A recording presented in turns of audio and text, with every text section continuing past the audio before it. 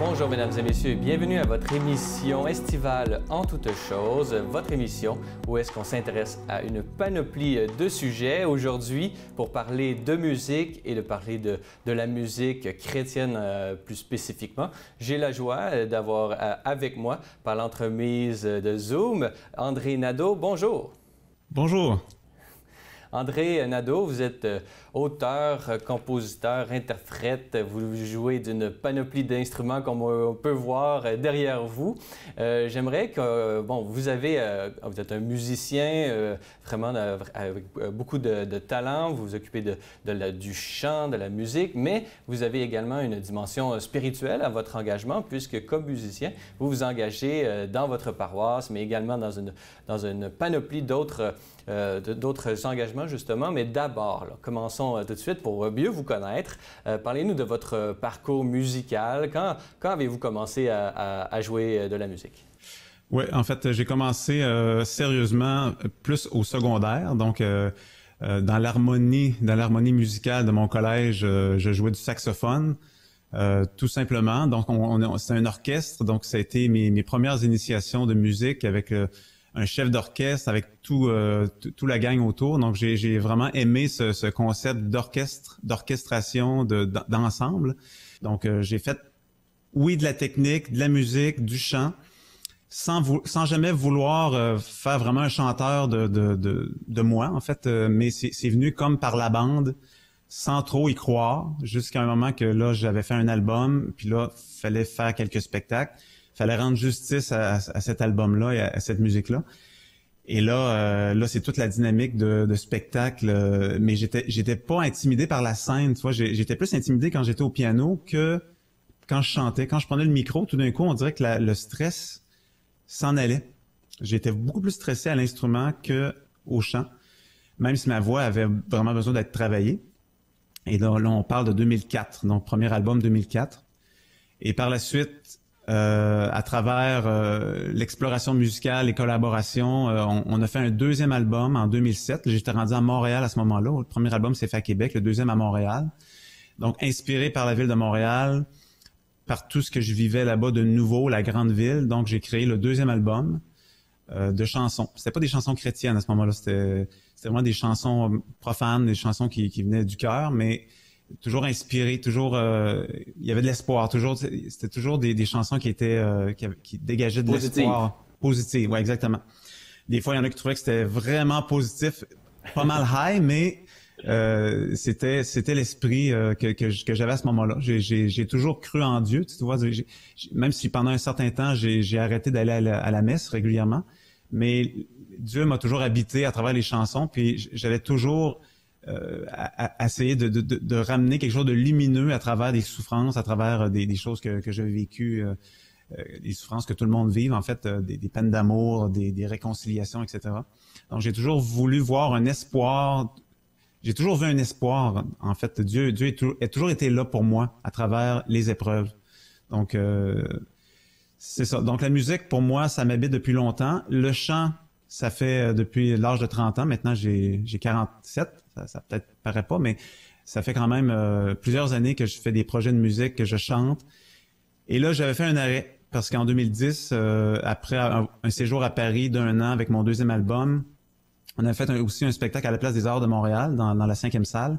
Et là, je partais en Europe en 2008 avec un nouvel album. Et là, j'ai exploré le marché français, européen, durant 1 année. J'étais installé à Paris.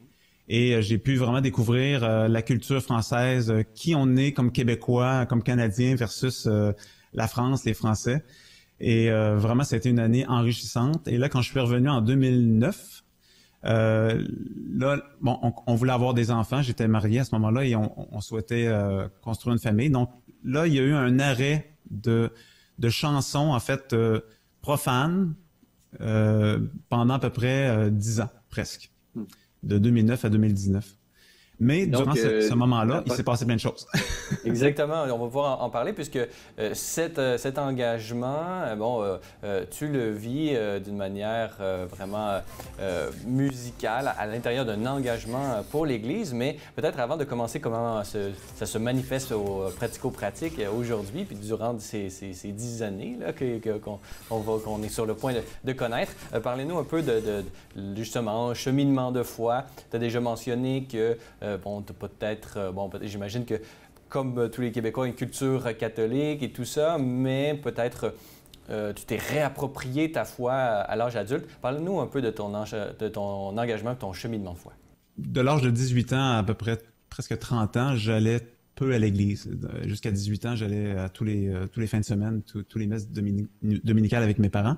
Mais à l'âge de 18 ans, je voulais prendre un recul. Et bon, durant cette période-là, j'ai jamais laissé quand même Dieu, j'ai pas mis Dieu de côté. Mais l'engagement est revenu en fait en 2004, après en fait une rupture amoureuse avec une réconciliation amoureuse. J'avais besoin de retrouver mes racines. J'avais besoin de lire la Bible, que j'avais peut-être jamais vraiment fait. On entend les textes, mais vraiment de la lire, de se l'approprier soi-même, de faire nos propres réflexions. À travers tout ce que j'avais vécu, là, je voyais que la Bible était un reflet de ma vie, sans plus, en fait, et que la Bible n'était pas un vieux livre poussiéreux, mais vraiment l'homme, l'humain, de toute époque, qui passe à travers les mêmes tribulations, qui cherche l'amour, donc qui apprend à aimer. Donc, je me suis rendu compte que la Bible, c'était un peu mon histoire. Et à travers même la vie de Jésus, j'ai compris que je devais passer à travers ces épreuves-là pour grandir. Et en 2004, à mon grand étonnement, après avoir commencé à lire la Bible, je retourne à l'église avec ma femme, qui me ramène à l'église tranquillement. Et là, le père curé qui était là à Saint-Thomas-d'Aquin me dit, à la fin de la messe, on se présente, ça. Puis il me demande il demande à ma femme qu'est-ce qu'elle fait dans la vie. Donc elle étudie en médecine. Là, OK, ça va bien. Et toi, qu'est-ce que tu fais? Là, moi, je réponds, je suis chanteur, je suis musicien. Donc là, un peu pas embarrassé, mais un peu surpris de ma réponse. Il me dit, t'es chanteur. Ben, justement, on cherche Jésus dans la comédie musicale La Passion qu'on est en train de préparer ici à la paroisse. Là, ça m'étonne complètement. Je dis, là, moi qui veux chanter, qui souhaitais plus chanter, donc de plus en plus chanter, donc là, on m'offre le rôle principal dans une comédie musicale. Là, je croyais que c'était trop pour moi, mais en fait, Dieu m'a envoyé une réponse à mon désir de le connaître, de lire la Bible et de chanter, de me mettre en scène, d'y croire vraiment. Donc là, je me suis mis à faire du théâtre, que j'avais jamais fait de ma vie, à faire de la comédie musicale, j'avais jamais touché à ça. Et de chanter 3 soirs de suite à Saint-Thomas-d'Aquin, donc dans la comédie musicale La Passion du Christ. Il y a eu un écho dans les médias aussi, donc on a fait toutes sortes d'entrevues médiatiques. Là, c'était gros, hein, pour moi, c'était vraiment là, je sortais de mon studio, de mes petites chansons, tout ça. Là, j'arrivais sur scène et là, c'est là que le feu, de connaître Jésus, en fait, d'incarner Jésus, et là, de le connaître encore plus. Là, c'est venu me chercher. Vraiment, là, je comprenais vraiment que lui avait passé à travers des souffrances que moi-même j'avais passé en partie. Là, donc, la mort, la résurrection, une certaine résurrection de ta vie après une peine d'amour, après une rupture amoureuse. Donc, vraiment, là, la vie de Jésus me parlait, mais complètement. Approprier un peu cet instrument de la Bible que Dieu nous donne pour connaître davantage Jésus. Et cette pièce de théâtre a permis de vraiment l'incarner la première personne. Tu mentionnes la paroisse Saint-Thomas-d'Aquin de Québec, juste pour mentionner. C'est une église tout près de l'Université Laval et dont la charge pastorale est confiée à la communauté de l'Emmanuel. Parle-nous un peu comment est-ce que par après ou peut-être pendant, il y a également les chants de l'Emmanuel qui sont très connus et qui sont chantés particulièrement dans cette paroisse à Saint-Thomas-d'Aquin. Parle-nous de comment l'animation de la messe, l'animation liturgique, comment est-ce que tu t'es intégré à cette façon particulière de jouer de la musique et peut-être qu'est-ce que ça t'a appris sur ta foi. Oui, c'est ça. Donc, je suis revenu à la paroisse Saint-Thomas-d'Aquin en 2007. Donc, après le séjour sur Paris, on est revenu, donc 2008 à ce moment-là. Et là, j'avais pris contact déjà en 2007 avec les nouveaux religieux qui étaient là, en fait, la communauté d'Emmanuel.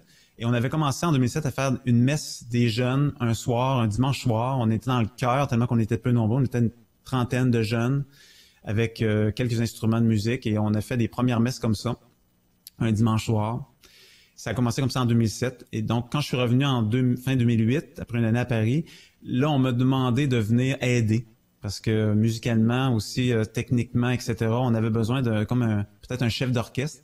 Donc, il y avait l'abbé Martin qui était là, qui est un très bon musicien, qui avait initié ce projet-là, et là, qui m'a vu dans sa soupe, comme on dit, et on a commencé à faire une messe, deux messes, trois messes, à chaque dimanche. De plus en plus de gens étaient là, jusqu'à remplir l'église après quelques temps. Donc, la musique est devenue à ce moment-là vraiment évangélisateur, parce que c'est une musique qu'on voulait jeune, avec des chants de l'Emmanuel, oui, des chants peut-être qui viennent de la France, mais on les a adaptés à la sauce québécoise aussi. Même des fois, j'apportais mon accordéon. Donc, on avait toutes sortes d'instruments qui faisaient ici, en fait, qui en Amérique et tout ça. Donc, on swingait les chansons à notre façon. Et donc, ça s'est poursuivi là de 2008 au retour jusqu'à aujourd'hui.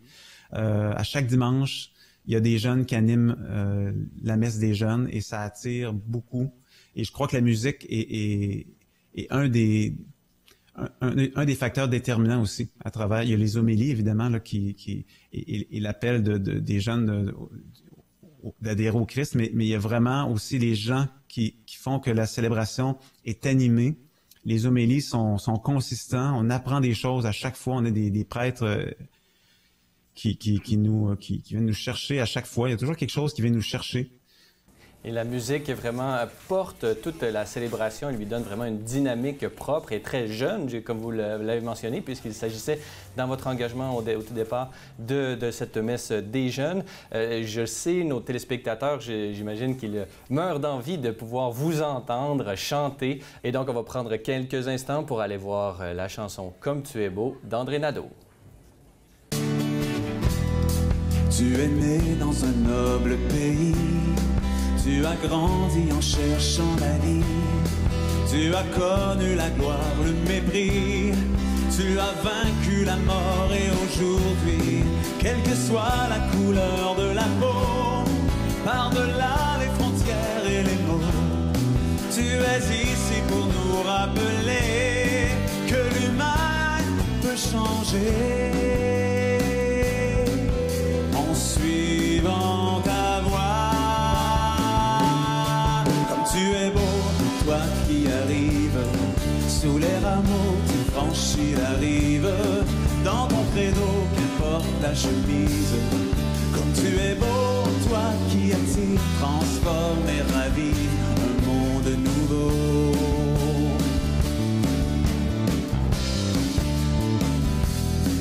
On a souvent porté des armures, autrefois érigé des clôtures. Il est temps de lever la voilure, naviguer en confiance vers les eaux pures. Quelles que soient nos richesses, nos coutumes, qu'on soit né du soleil ou de la lune, rien ne sert de rester sur nos quais, car l'appel est lancé. Rassemble les miens. Allez! Comme tu es beau, toi qui arrives, sous les rameaux tu franchis la rive, dans ton créneau, qu'importe la chemise. Comme tu es beau, toi qui attire, transforme et ravive un monde nouveau.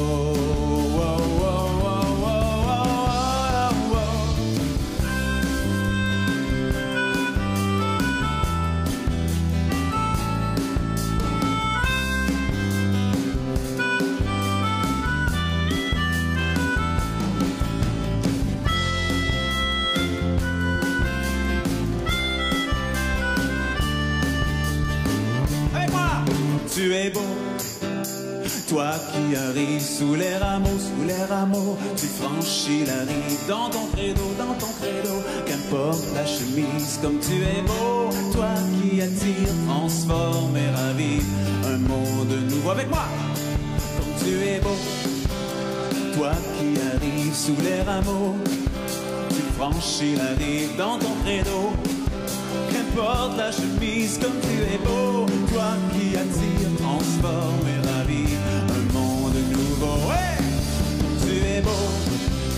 Toi qui arrives sous les rameaux, tu franchis la rive dans ton credo, qu'importe la chemise, comme tu es beau. Toi qui attire, transforme et ravive un monde nouveau. Oh, oh, oh, oh, oh, là, là, oh.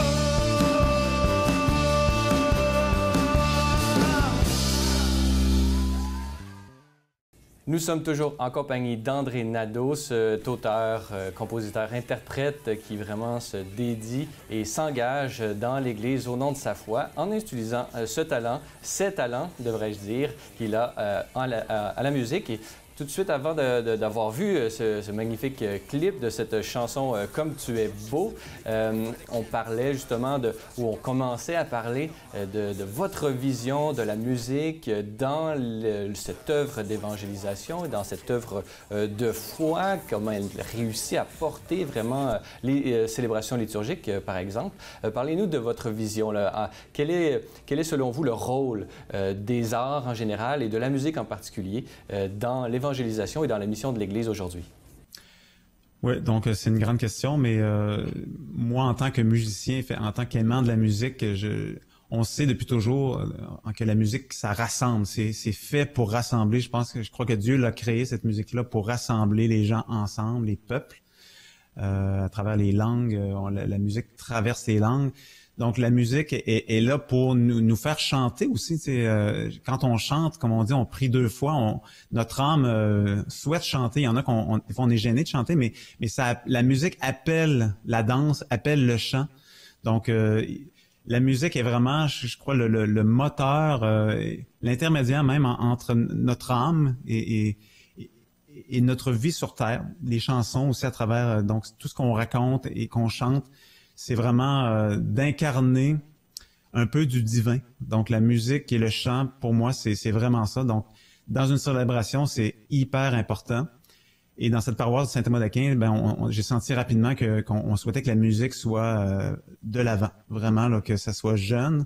C'est pas qu'on n'aime pas l'orgue et les chanteurs classiques de façon plus traditionnelle, mais on faisait des messes aussi hybrides. On avait même l'organiste avec des chanteurs, puis après ça, les jeunes jouaient. On s'échangeait, on mariait les deux, les générations. Il y était des messes incroyables parce tout le monde y participait. Il y avait les jeunes, les plus vieux. On était tous là pour, selon notre culture musicale, animer les célébrations. Puis, je crois que dans l'Église, il faut cohabiter. Il faut vraiment que les jeunes prennent une place et que les vieux ne se sentent pas tassés non plus, s'adaptent au maximum qu'ils puissent le faire, mais que les jeunes et les vieux puissent travailler ensemble, ouvrir des portes, des horizons, des œillères des fois, puis jouer ensemble. C'est au-delà du style de musique, de la qualité musicale, c'est pas ça, là. C'est vraiment le fait d'être ensemble qui témoigne, qui appelle, qui fait que les gens sont intéressés à venir, sont appelés à venir, ont vraiment une adhésion. Ils sentent qu'on est bien ensemble. Ils sentent qu'on s'harmonise bien ensemble, quelle que soit la musique, les goûts musicaux de chacun. Ils voient une gang de musiciens, de chanteurs qui partagent un beau moment de joie en Église. Donc, c'est majeur. Pour moi, c'est majeur. Il faut dynamiser. Il faut dynamiser aussi. Il faut que les jeunes sentent que la musique à la messe leur donne le goût de danser, de bouger. Des fois, c'est un peu statique. On est dans des bancs. Des fois, mais il y a des soirées de louanges aussi. Donc, à Saint-Thomas d'Aquin, il y a des soirées de louanges. Il y a des événements boîte à chansons. Donc, on a développé une panoplie d'à côté, un festival Saint-Thomas d'Aquin, à l'extérieur, de la musique profane, à travers de la musique religieuse. Donc, on mélange le tout. On fait des soirées vraiment là 50-50 sur le perron d'église, dans le sous-sol, boîte à chansons, avec la totale, les musiciens et tout. Donc, il y a plusieurs volets musicaux où les jeunes peuvent s'exprimer. Ils apportent leurs chansons qu'ils ont composées ou qu'ils veulent chanter. Et on les accompagne sur scène. Il y a des musiciens professionnels que j'entoure, les musiciens, les chanteurs avec des musiciens professionnels. Et on monte un spectacle depuis 10 ans, à chaque année, une fois par année, des boîtes à chansons. Donc, initié par le père Martin, encore une fois. Donc, c'est vraiment incroyable tout ce qui s'est passé depuis 10 ans et ça continue. Et ça continue. C'est intéressant cet aspect à la fois garder un style de musique pour la liturgie, un autre des chants plus religieux. On a différents styles de musique, certains plus appropriés pour d'autres. Et donc, cette façon d'apporter une musique religieuse en dehors du cadre liturgique peut aider peut-être à attirer cette jeunesse qui, on le sait, vraiment aime la musique et est attirée par cette dernière. Je sais que vous avez également participé à des événements diocésains par votre engagement musical, notamment la composition de chansons thème des JMJ diocésaines à l'archidiocèse de Québec. Parle-nous un peu de cet engagement diocésain. C'est ça, on m'a demandé tout bonnement de composer un chant pour un événement. C'était le Youth Summit, je crois, en 2010 ou 2009 à Québec. Donc, puis là, il fallait que je trouve le ton, tu sais, parce que moi, j'étais habitué de composer, d'écrire dans un langage profane. Donc là, j'étais inspiré par les chants religieux qu'on chantait à la messe, mais mon écriture à moi était pas nécessairement une écriture qui confessante. Mais là, je m'étais inspiré d'un passage de la Bible. Donc le thème, c'était, je me rappelle pas ce que c'était, mais c'était un thème biblique. Et là, fallait que je trouve un texte. Puis moi, je crois que ma force, elle est là. C'est vraiment d'aller chercher les gens qui sont un peu en dehors de l'Église, mais qui cherchent la lumière. Donc, c'est pas en périphérie, exactement. Il y en a qui sont spécialistes à l'interne, des chants de louange, une écriture confessante, c'est de toute beauté. Moi, je me situe vraiment à la périphérie où est-ce que je vais aller chercher les jeunes avec des mots simples. Quelqu'un me disait même, tu ressuscites des mots usés. Quelqu'un m'avait dit ça une fois. C'était quelqu'un qui était loin de l'Église, mais tu ressuscites des mots usés. Ah, OK.